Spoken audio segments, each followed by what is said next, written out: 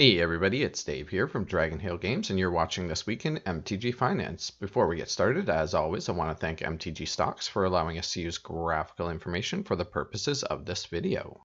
It's been a relatively slow week this week in finance, which is to be expected. I mean, everybody's pretty busy this time of year with all the holiday festivities, but there are a few gems I'd like to point out, and we're going to start right here with this guy, Knight of the White Orchid from Magic Origins, also printed in Shards of Alara. So I've been watching this guy trend up over the course of the last couple of weeks, and usually before I bring a card to your attention, I like to know exactly what's going on with it and what's causing sort of an increase. See if it's just a fluke or, it's an actual trend and what are the reasonings behind that.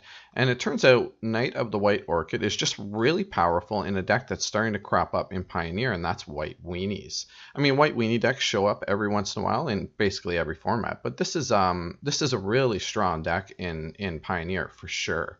So let's have a look at Knight of the White Orchid. If you're not familiar with it, it's a 2-cost, 2 white mana for a human knight with first strike. So a 2/2 first strike for 2.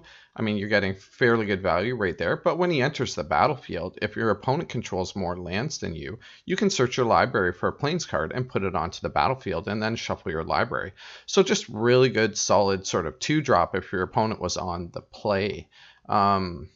Yeah, so anyway, the reason why I wanted to point this guy out was there's something really weird going on with the price here, and I think this is an excellent opportunity if you can find it around this price, which is, averaging around $5. But nobody's selling it for this price. You head over to Card Kingdom, they're $7-8.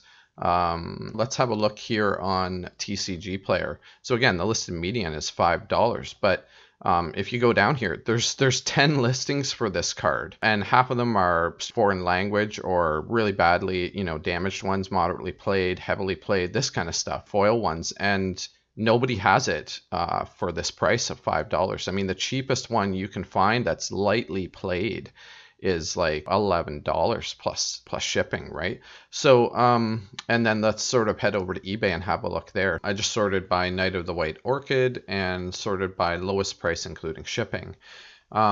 There's some foreign language ones, French foils, Japanese, Korean, things like that. But the first sort of English one that we can find would be, I guess, this guy right here.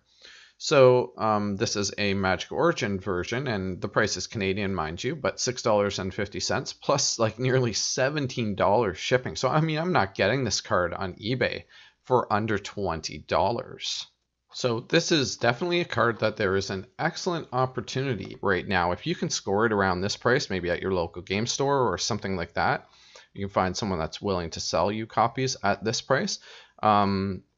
This card is definitely over the next few weeks going to be jumping up a lot in price. There's just no supply, right? Which is odd because, I mean, I have about probably 50 of these just sitting on the shelf in my store.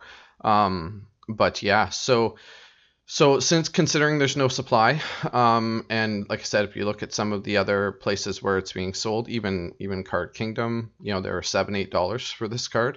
But like I said, try to find one on eBay or TCG or anything like that under sort of, $10, $11.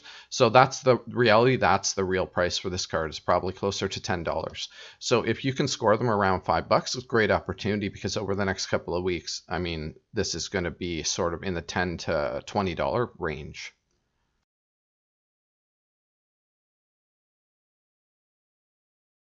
All right, before we get into cards I'm investing in this week, as always, if you're a subscriber, I want to thank you for being here. We really appreciate your support. And if not, now is a great time to consider hitting that subscribe button. We post at least 2 videos every week. So the first one I have for you guys this week under the Invest In category is Soulfire Grandmaster from Fate Reforged.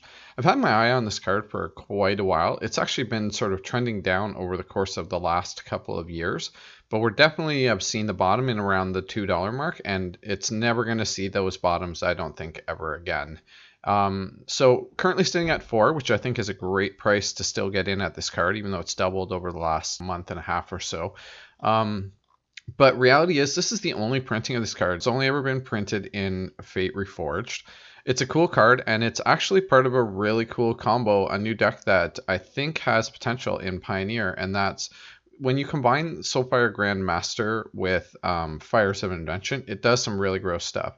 So Soulfire Master, if you're not familiar, 1 white and 1 for Human Monk, he's a 2/2. He has lifelink, and instants and sorcery spells you control have lifelink.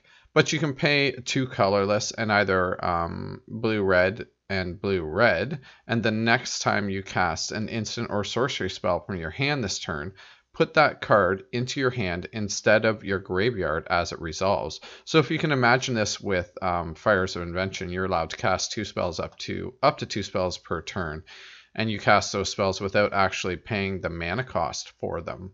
So you can use the mana that you actually have on board to pay for this 4 mana, and basically every time you cast a spell, it goes back into your hand. Pretty good deal with Fires of Invention. Just repeatedly cast it over and over again. So as you can imagine, this could be a very powerful combo in Pioneer, especially with something like Nexus of Fate, would lead to infinite turns essentially, right? So currently I priced at $4, and I think this one over time has got a long way to go from here. Be honest with you, I wouldn't be shocked to see a reprint of this at some point down the road, just because it's only really had the one printing and only at Mythic.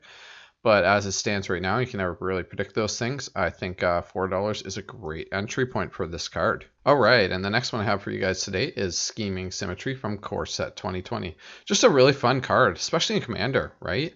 I mean, there's no better way to make a friend than let them search their library for any card that they want. So this card should pretty much be run in almost any black deck. I mean, a 1 mana tutor, and like I said, you can always use it to make a friend or make an enemy if you can force them to somehow mill that card once they put it on top of their library. But at $2.25, I mean, I'm pretty sure this is the bottom for this card. If not, we're getting super close to it. There's we're not going to be any more M20 stuff really entering the marketplace. What we have now is kind of what's been open is what we're going to see. So I think this card, just in time, just from Commander demand alone, will just sort of start trending upward. And it's just one of those that we're going to look back at this in a few years. It's a long-term investment, a few years, and we're going to go, wow, that card's like $6-7. Who would have thought, right? So great time to be getting in at around $2.25. All right, and the next 3 I wanted to point out for you guys are not so much investments, although I do think that all 3 of these that I will be mentioning do have a lot of potential upside, but more of just now's a great time to pick them up if you've been looking at these cards or they've been on your list to get, because they're all cards that are either all-time lows or very close to it, and just good solid cards, all in the modern format, and just a great time to pick them up and fill out your playset, and that's Tarmogoyf. Tarmogoyf at $48 is a great deal. I mean, I haven't seen this card in any version of it. Even Ultimate Masters is at 45 and change. So I haven't seen this card, really in any version of it under $50 in a long time. So probably a great time to pick it up. I mean, the price is just where it's at because sort of the modern market is depressed right now. And that's with all modern cards. It's just sort of a seasonal trend generally with modern, and Pioneer's not helping either. So modern is just a little bit depressed right now, a little bit more maybe than normal. And the fact is, too, that Tarmogoyf has had a lot of prints over the last few years, right? So there's maybe just a touch more supply than there is demand. And so we're seeing sort of a downward trend in the price. But $48 is a great price to be picking up Tarmogoyf for sure if you want to fill out your playset. And the next one I have for you, with the exact same reasoning, is Blood Moon. Again, at $15, it's just a ridiculous price for this. I haven't seen lows like this in a long time. Blood Moon's a sort of a modern staple, and it's usually in the $30-$40 range. So to be able to pick one up for south of $15 is just a steal. Again, sort of same deal as Tarmogoyf, a lot of printings, maybe a few too many, and so we're seeing a general depression lately and over the last couple of years in the price. And the fact that modern's, in a general downward trend at this time. So great time to be filling out your playset of Blood Moon.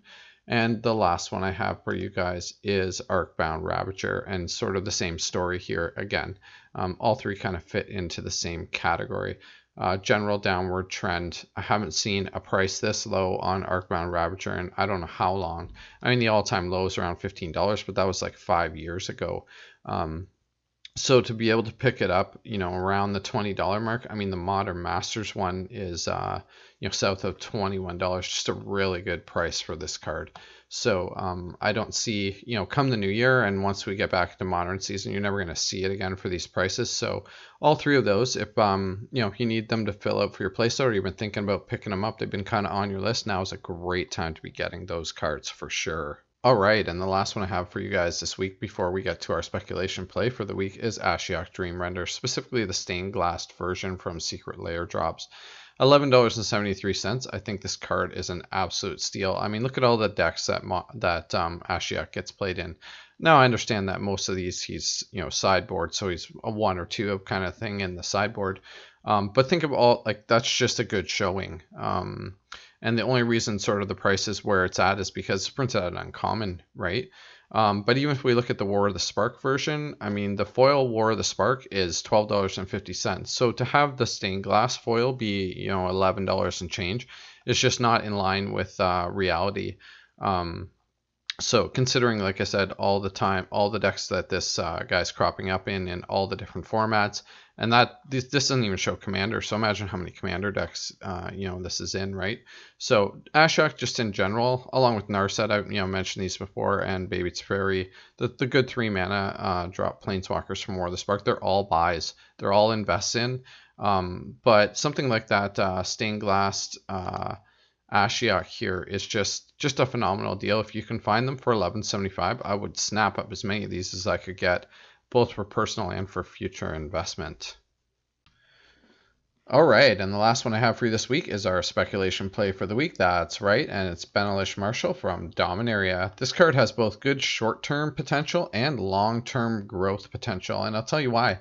Earlier in the video, I mentioned that Mono White Weenies is starting to make a huge showing in Pioneer. It's actually considered to be one of the top decks right now in Pioneer, and this is a 4-of, so a lot of people start building that deck. There's a great possibility in the short term that would see some movement on this card.